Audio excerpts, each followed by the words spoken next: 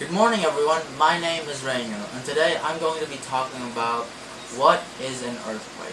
During this video I'll be talking about what is an earthquake and what causes them, while my other classmates will be talking about what you should do during an earthquake. Now without further ado, let's get started. Now let's ask the question, what is an earthquake? The common definition of an earthquake is that it is the violent and sudden shaking of the ground. But what causes this violent shaking? Well, that's an easy to answer question. The earth is actually always in motion.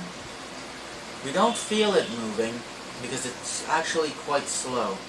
The earth is like a puzzle and its pieces are always sliding past each other, hitting each other, or moving apart from each other.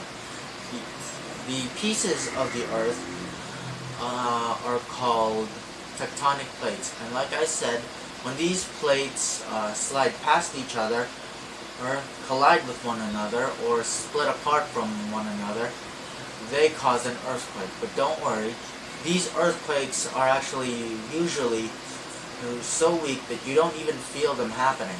But sometimes an earthquake is so strong that you can actually feel it happening from over 1,000 miles away.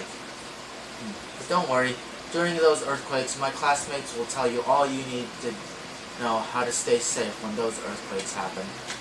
Now, fun fact, the point of where an earthquake originates is called a hypocenter, but on the surface where it originates is called an epicenter. Now let's talk about the three types of boundaries. You already know them: convergent, divergent, and transform. When an earthquake is caused by a convergent boundary, it means that one boundary is being forced under another. This forms what is called a thrust fault. And when this happens, many mountains and hills are actually formed. Next, we have the divergent boundary, which actually is the opposite of an convergent boundary.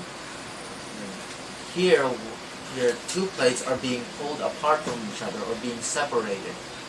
When this happens, a thing called the rift zone is formed, and this is how new ocean floors are actually made.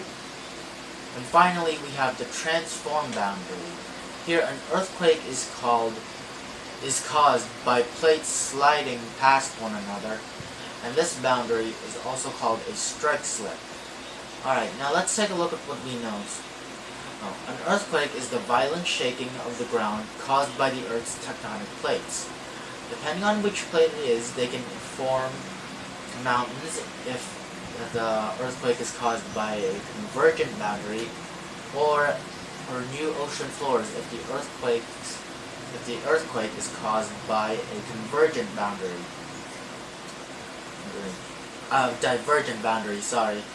Alright, I think that about covers everything you need to know about earthquakes. So now I'll hand you over to my classmates, where they'll tell you what you should and shouldn't do during an earthquake. Alright, that's all the time I have. See you later.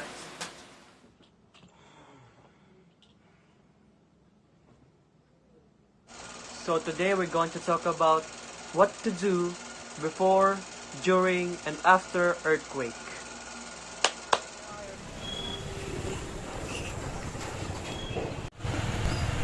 Before earthquake, always remember that earthquake can't be predicted. That's why preparation is the key for your survival. During earthquake, buy stuff like canned foods, a lot of water,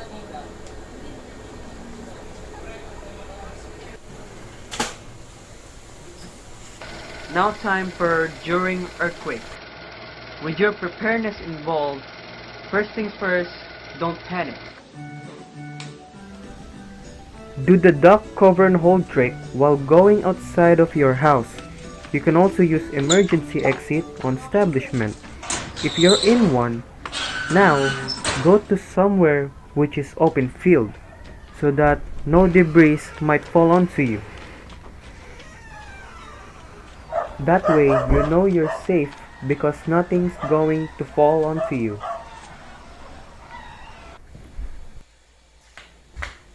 Or, if there's no way out, go to the nearest strong table to avoid falling debris. But, in this demo is wrong. You see, I'm hiding under a glass table which is fragile. I recommend strong wood, so this is wrong. Yeah, wrong. Now for the last one after earthquake. So it is very important for you to remember, after an earthquake, be alert for aftershocks. Always be on alert by doing your duck cover home procedure. Now to wrap everything up, now that you've known everything you need to know about an earthquake, what to do and not what to do when it happens, a friendly reminder from our group. Always remember to control your panic.